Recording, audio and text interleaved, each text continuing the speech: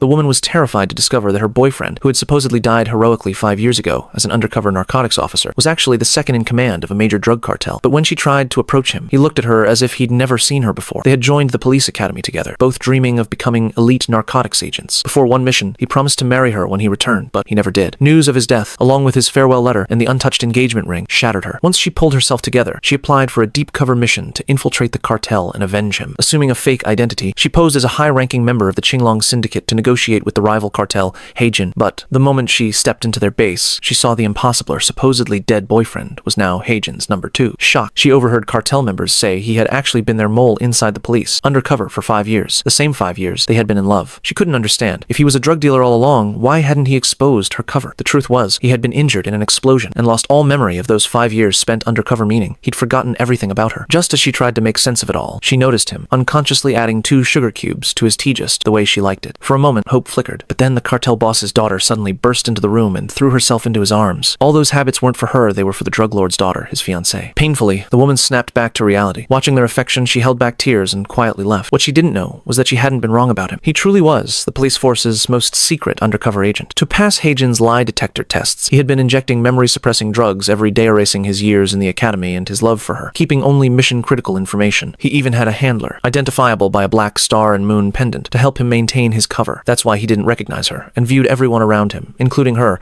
as criminals. But when she arranged a secret meeting as part of her mission, the woman who showed up wasn't Harriet, was the cartel boss's daughter, his fiancée.